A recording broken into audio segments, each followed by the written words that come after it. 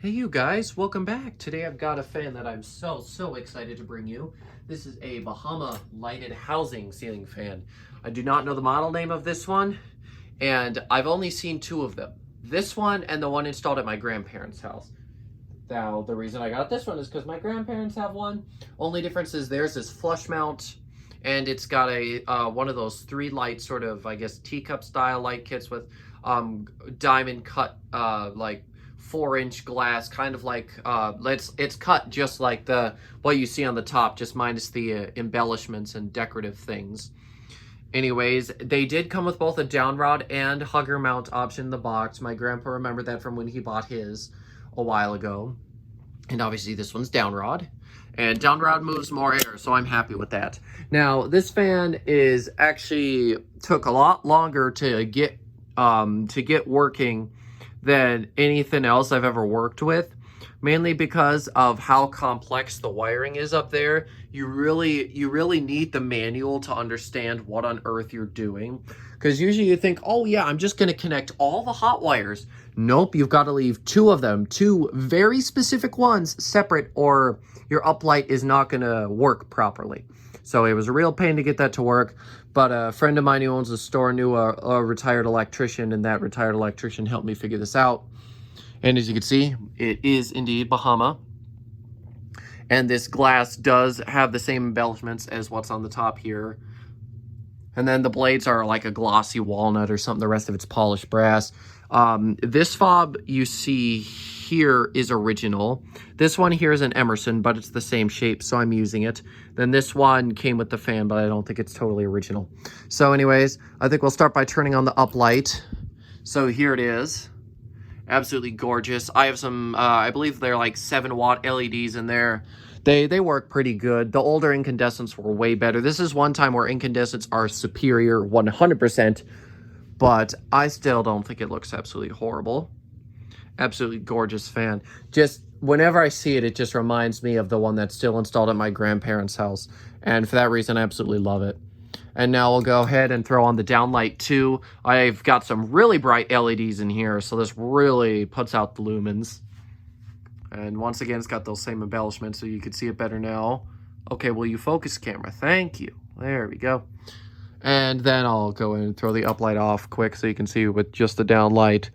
And I'm actually going to plug in the kilowatt here quick so we can see how much all these lights draw, because I'm kind of curious.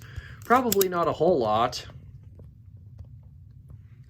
Oh, geez, there we go. That looks all right. Okay, let's go ahead and plug in our kilowatt, and then we'll do that.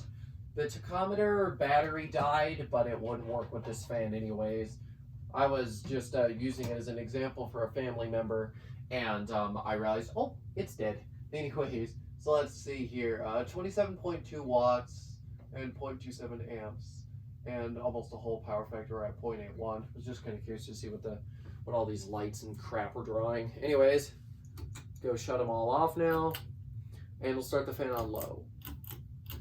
Now, this fan on low speed is bedroom quiet. Well, it would be if the bearings weren't extremely loud. Those are going to need some WD-40.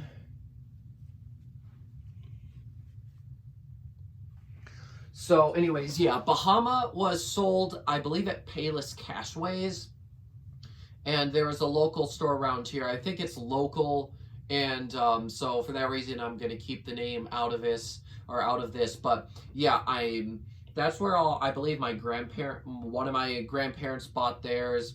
I've got both of my grandparents have a couple Bahama fans in their houses, so it can get a bit mixed up. But yeah, I'm pretty sure that they bought it at that the ones you've seen, the Bahamas you've seen at my one grandparents' house, those ones I believe were bought at that Payless Cashways division.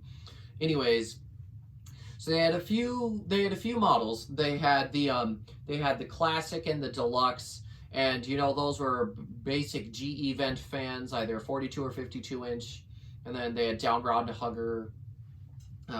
Yeah, the deluxe and I believe the classic were the two that they had. And then they had this lighted housing fan. They also had one that was kind of a universal copy with pretzel irons.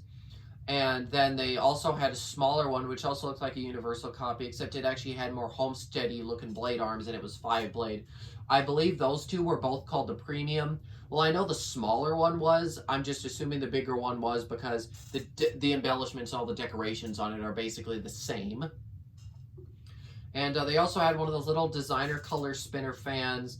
They also had a couple other just random spinner offerings. And there are probably more fans, but those are most of the ones I know. And most of these Bahama fans, besides the classics and the deluxes, the only ones I have seen are the ones that my grandparents have. And obviously this one now. There is another 6-blade universal knockoff on Marketplace right now. And if it's still there after a while and I've got some money to blow, I'll probably go for it just because, once again, childhood. And I do believe this light kit is original to the fan, mainly just because, the glass is the same pattern. Originally, I was going to take it off and throw my SMC diamond crystal shades on it, but when I looked closer and realized, oh, wait a second, this is the exact same pattern, I realized, nope, I'm going to keep it. However, I will say, I absolutely hate that there's no frosted anywhere on this thing. Like, nothing on those bottom glass shades are frosted. It could have used just a little bit of frosting, I think, to make it really look good. And really, that goes for also any sort of desserts as well. Frosting is good, unless you're... Well, actually, no, they've got dairy-free frosting. Who am I kidding? I was going to say, unless you're allergic to dairy. But, of course, they're dairy-free, don't they? Anyways, 0.23 amps, 8.6 watts, and 1/3 of a power factor. So yeah, on low, I can already hear the bearings, but it gets worse as you accelerate it.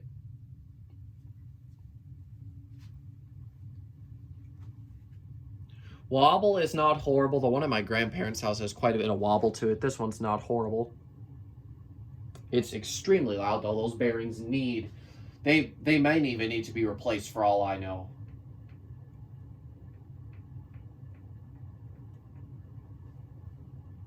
Looks like there's a bit of vibration here on the light kit because I can see it vibrating around. Oh yeah, I can feel it. It's definitely vibrating. Probably because this thing is loose and can turn fairly easily, that bottom part there. This is medium. Oh, by the way, if you're curious, the fan uses, I believe, a 153, probably by 16, maybe a little bigger, maybe a little smaller, somewhere around there. That size of motor. And to replace the light bulbs, obviously in between the vents, you got the hatches you can remove, and they are sharp. I cut myself putting a light bulb in earlier, and yeah, my Band-Aid, the blood is soaking right through. It's that bad. Like, it is sharp. You really got to be careful when you're putting the light bulbs in this thing. Anyways, let's go take a look at the kilowatt again. 0.45 amps, 33.8 watts, and 2/3 of a power factor. I can tell you, airflow is alright. It's definitely not the greatest. Of course, this one moves more air than the Hugger one at my grandparents, because downrod moves more air, obviously. This is high. It goes really fast on high. This is one situation where I would have really liked to use the not the kilowatt, but the tachometer. I think it's got a fairly shallow blade pitch, and that definitely would aid in that sort of issue. Or not issue, but in that sort of speed.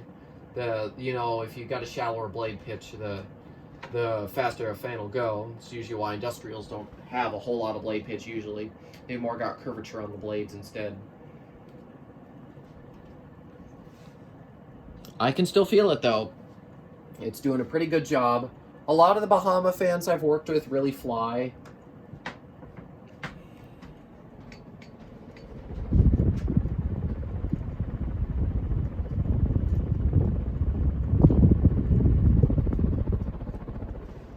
Like the two small Bahamas that you've seen at my grandparents' house. Well, if you've seen the video, then you know how fast those fans go. They're rather fast.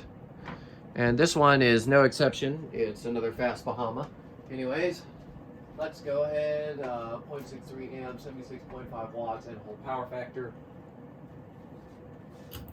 Of course, as per usual with these rather cheap-ish home store products from this period, the airflow, it doesn't necessarily feel as spread out as some other fans, just because the blade pitch and everything is just not as good.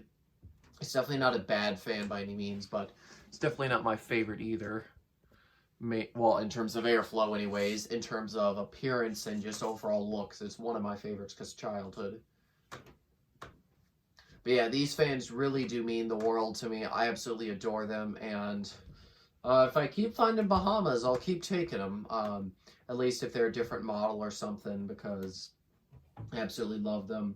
You know, the classics and deluxes I'm not as concerned about, but any of these more different Bahama models, like the universal copy, which might be the premium, and this, and some of those other weird designery fans and stuff, I would absolutely take those because, you know, they're, a lot of them are childhood. Bahama's a very childhood brand for me, and they're definitely not horrible. They're definitely not great, but definitely not horrible.